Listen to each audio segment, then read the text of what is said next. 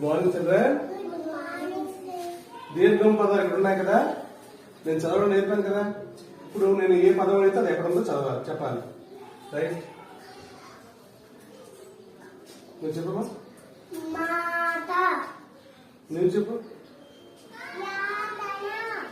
నువ్వు చెప్పు. నువ్వు చదువు.